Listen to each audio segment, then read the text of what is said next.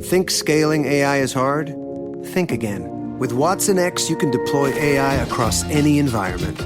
Above the clouds, helping pilots navigate flights, and on lots of clouds, helping employees automate tasks. On-prem, so designers can access proprietary data, and on the edge, so remote bank tellers can assist customers. Watson X works anywhere, so you can scale AI everywhere. Learn more at ibm.com/WatsonX. IBM. Let's create. This episode is brought to you by Rakuten. If you're shopping while working, eating, or even listening to this podcast, then you know and love the thrill of the hunt. But are you getting the thrill of the best deals? Rakuten shoppers do. They get the brands they love with the most savings and cash back. And you can get it too.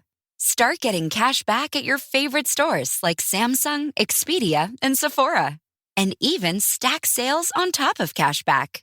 It's easy to use, and you get your cash back through PayPal or check. The idea is simple.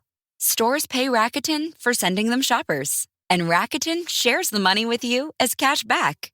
Download the free Rakuten app and never miss a deal. Or go to Rakuten.com to start getting the most bang for your buck. That's Rakuten. Want to make a podcast? Spotify's got a platform that lets you make one super easily, distribute it everywhere, and even earn money, all in one place for free. It's called Spotify for Podcasters, and here's how it works. Spotify for Podcasters lets you record and edit your podcasts right from your phone or your computer. So no matter what your setup is like, you can start creating today. Then you can distribute your podcast to Spotify and everywhere else podcasts are heard. Video podcasts are also available on Spotify, and when you want to take conversations with your fans to the next level, Q&As and polls are the best way to get them talking. With Spotify for Podcasters, you can earn money in a variety of ways, including ads and podcast subscriptions. Ever since I discovered Spotify for Podcasters, I feel so supported in the creation and distribution of my show. Spotify for Podcasters hosts masterclasses, office hours, and more to help creators develop and fine-tune their skills. I highly recommend you give it a try. Download the Spotify for Podcasters app or go to spotify.com/podcasters to get started.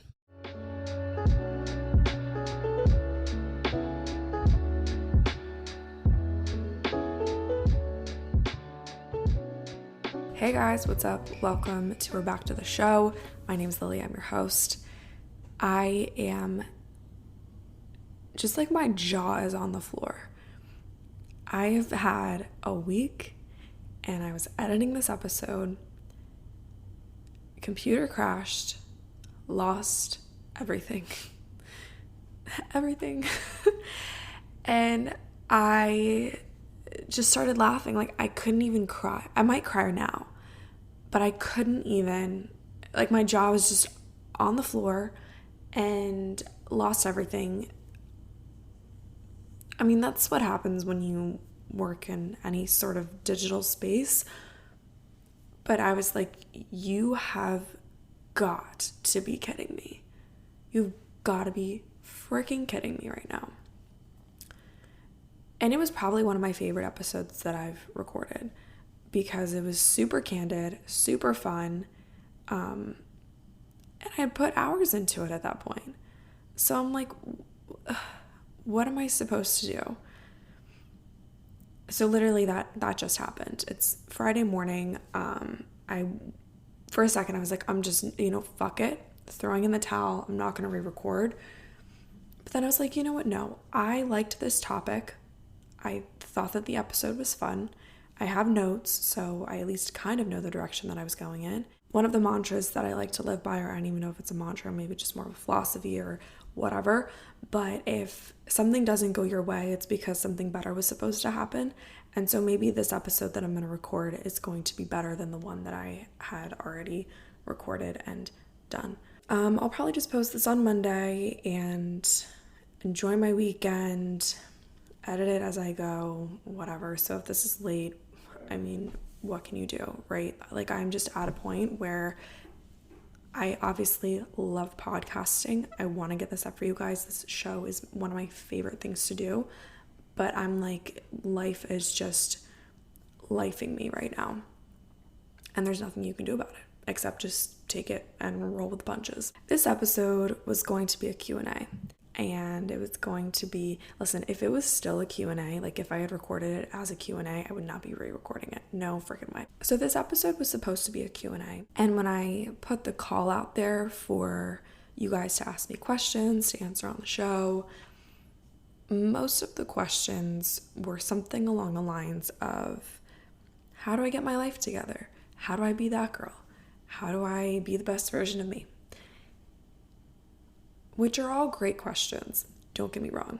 They're all incredibly loaded questions though. And there's no like one way to answer it. And that's kind of the premise of my entire show.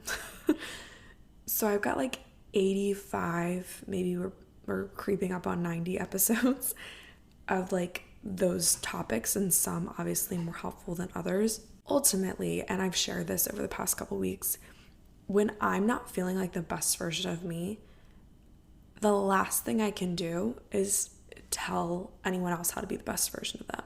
Like I've never felt less qualified in my life to give advice. I've never felt like I know less than I do right now. Does that make any sense? So for me to sit here and be like, oh, just be yourself and do this and do that, like it's not helpful for anybody. And honestly, it just stresses me out because I'm like, well, I don't even know what the fuck I'm doing. I'm just trying to be a good human, a good employee, a good podcast host, a good sister, a good friend, good to myself. Maybe that should be first. Like I'm just trying to figure it out too. And I think anyone who tells you that you have to have it all figured out, or anyone who believes for 1 second that after college you have it all figured out, and when you're just even in your 20s at all, maybe life in general, who's to say, like I can only speak to who I am now and what I'm doing now, but like you're never ever ever going to fully have it figured out. If we did have it all figured out, like if we knew exactly the trajectory of our life, that wouldn't be much fun, would it? Because part of it's like the mystery, the what's coming next, the can I achieve my dreams? I'm gonna have to work for something that I really want. And like that's exciting to me. Kind of like lights a little bit of a fire under your ass and like excites you to get out there and work hard and meet people and work on yourself and do this and do that.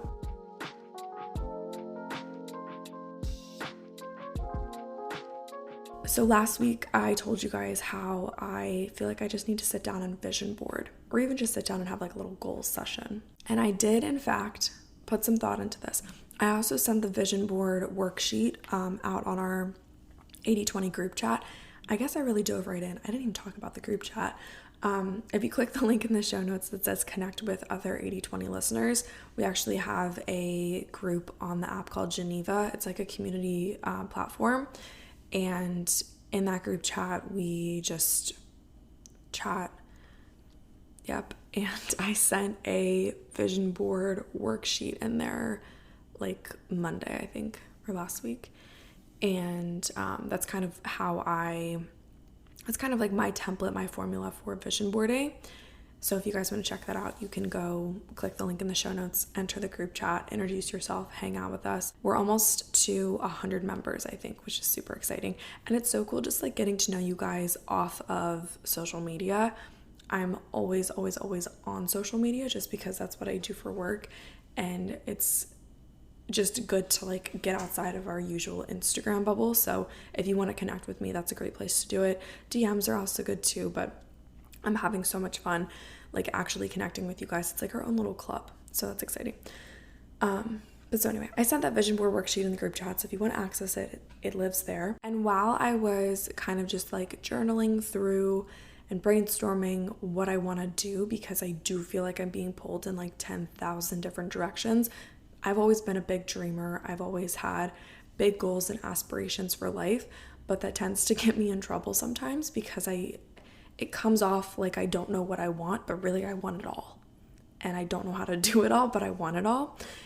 And so sometimes that shows up as lack of consistency when really it's just like my brain is so like moving at 10 million miles per hour. So during my little vision board session conversation with myself, I came to a couple conclusions.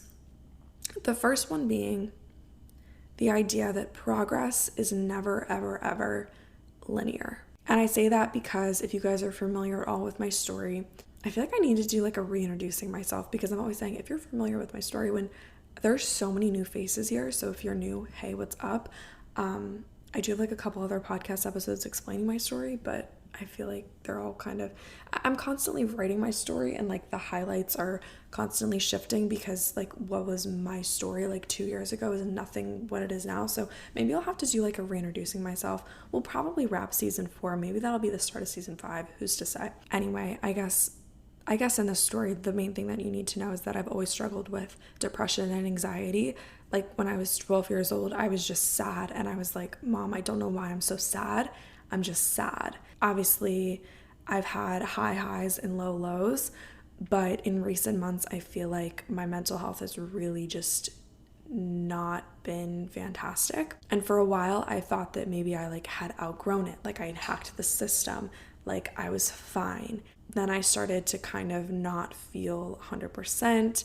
My skin has been the worst like this month and last than it has probably in like 2 years. I've always struggled with acne, so like that's a telltale sign that like something is just so not right, and I just have not been feeling like me. And then I'm like, oh, I wish I could go back to when I was feeling like this, or I wish I could go back to this version of myself because she was great. And in reality, you never have to go back to whatever, because progress is never linear. So you might take like 5 steps forward and then like 2 steps back, but that doesn't mean that you're back to square one, you know? Like you're always making progress, but sometimes there are like dips in the system, and it's not always going to be upward linear trajectory. You might have a couple setbacks, but that doesn't mean that what you're doing is wrong or you're moving in the wrong direction. That was the first realization that I had, is that progress is never linear, and I gotta go easier on myself, because this just, it fucking sucks to feel like you're a failure just because you are battling like those crazy stupid voices inside your head.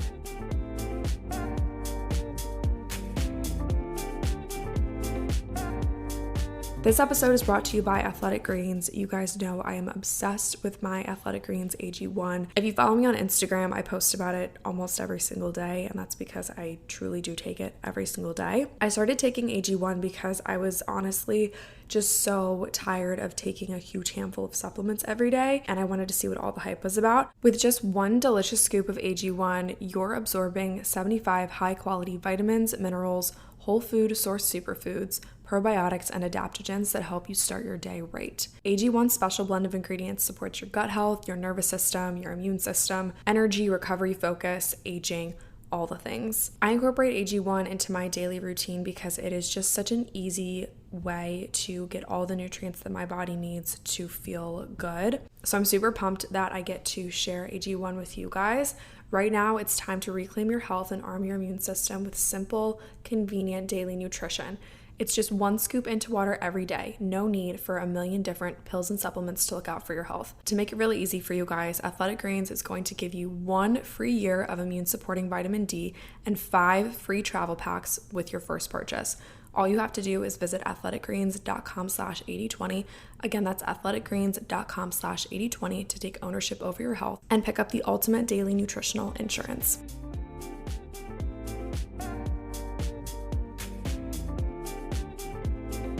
Thing number 2, kind of piggybacking off of that, is that I never want to prescribe to the idea that we have to go back to the past versions of ourselves. Idea number 2 is that we oftentimes glamorize past versions of ourselves. My TikTok For You page right now is entirely Alabama Rush.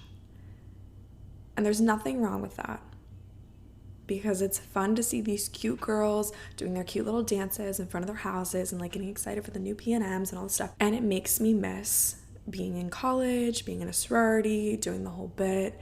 And my sorority experience was nothing like how I wanted it to be. So in my head, now that I'm seeing all these Alabama Rush TikToks, I'm like, oh, I wish that I could go back to school. Like the sorority version of me was so fun and this, that, and the other thing. When in reality, no, it wasn't. It was one of the lowest lows. I'm not blaming it on the sorority. I just was really struggling with my mental health when I lived in the house. And it just wasn't really fun for me. And I just never really enjoyed my time in my sorority. But because our brains do this funky little thing where they just remember like the highlights, the good parts, and they tend to like fade out the bad stuff, my brain's telling me like, no, like you had the best time in your sorority, like you should have stayed, you should have done this, you should have done that. When in reality, I know that that's not true. And it's just fun. Like, let it be fun to watch other people have fun on TikTok and not want to like go and do what they're doing, you know? So anyway, we don't have to prescribe to the idea that we have to go back to whatever version of ourselves, like fill in the blank here. So knowing that, when I was having my little vision board session, I did this exercise that I like to do when I feel like I'm being pulled in a million different directions, forward, backward, side to side, 180, 360, whatever.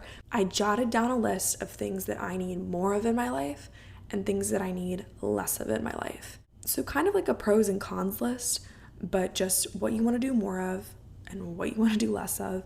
And it seems really, really simple, and that's because it is. We live in an age where we're constantly consuming and constantly flooded with little things that we need to do to like make ourselves better, and comparison culture runs wild, and I feel like we're never truly satisfied. And so when you sit down with yourself and you really dive deep into the things that make you happy, the things that you need to do to get closer to your goals, narrowing down the people that make you happy, the books that make you happy, the podcasts that make you happy, the little things that you do in your morning routine that make you happy. When you write all those things down in your more of column, it's pretty clear that you need to do more of those things. And when you think about the things that are draining, the things that don't bring you happiness, the things that make you stressed out, the people that radiate negative energy, and you jot those down in the less of column, it's pretty clear that you need to do less of those things. So doing this more of less of list is essentially creating this roadmap, this recipe, this kind of like best practices for my life list. So I thought that I would share my more ofs and my less ofs with you guys today and encourage you to do the same. So honestly, if you are in a spot where you can sit down and make a list, I would recommend that you do so before listening to mine. That way it's like purely your ideas, your thoughts, and then we can obviously compare lists, or you can add to your lists or take away from your lists if there's something that I say that inspires you. But I think going into this exercise blindly is super helpful. If you're in a spot where you can take a pause, take like 5 minutes, and just literally do a line down the middle of the page and write, I need more of fill in the blank, I need less of fill in the blank.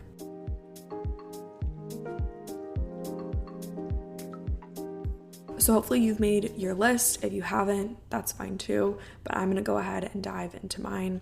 I'm gonna start with my less ofs, and then I'll do my more of. So we'll do like bad news first, good news second, so like we end on a high note, you know? Because if we end on the less of, that's just like really depressing. So my less of. The first thing that I'm gonna do less of is just being kind of like blue. I've just been feeling kind of blue lately. I don't want to use the word sad, I don't want to use depressed, I just want to use the word blue. I'm in such a cool phase of life, and I get kind of like mad at myself when I'm not living it to the fullest, when in reality I have to be okay with the fact that sometimes I struggle with not feeling good all the time. And recently I've been finding myself more blue than happy, and that sucks. So I'm just going to make a conscious effort to find the good in every day, whether that's like making a gratitude list or just spending a little bit extra time outside or taking like a break if I need to take a break, and just letting myself obviously feel the emotions, but not like go down this rabbit hole of like not feeling fantastic. I am going to participate less in comparison. It is so unlike me to compare, but I feel like that's all I do now. And maybe that's just because I'm constantly online and I'm constantly seeing what everyone else is doing, and that's just kind of the nature of like my job. But I just always find myself in this comparison cycle, and that's not me. I know that that's not me. I want to participate less in drinking, and I'm not ashamed to say that I like a glass of wine. I enjoy drinking socially. I enjoy the celebratory drink. I enjoy drinking when I'm with my friends. Obviously not like, I'm talking like a glass of wine, enjoying it, not like going crazy, and not like I've ever been the type to go crazy, but I definitely have been drinking more, just because that's the social activity that you do when you're 20 something. And like, if you want to meet people, you go for drinks. If you want to go on a date, you go grab drinks, and maybe you grab dinner. And it's like just the go-to is grab drinks. Obviously you could grab coffee, but like we all work. So like there's no coffee grabbing, like it's drinks after work. Obviously finding another social activity is probably the best thing to do. So I've started to like invite people to workouts with me. I'm like, hey, if we want to hang out, like we're going to go to this workout class. That seems to work. Like, it's not wrong for me to want to enjoy a glass of wine.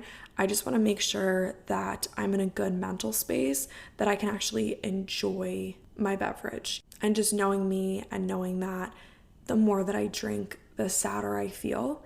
So just knowing what my limits are, maybe it's like 1 drink a week or whatever that is. I just know that I don't really want to continue to participate in like crazy long weekends with lots of beverages. I'm going to participate less in perfectionism. This is something that I have also struggled with my entire life, is being like the best of the best. And if I'm not the best, then I feel like I'm the worst.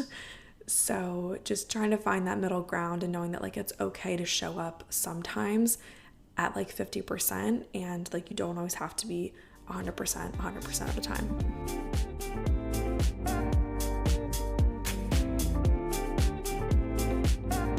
Kind of shifting gears a little bit into the more of column, the first thing I've been doing more of lately is just genuinely slowing down.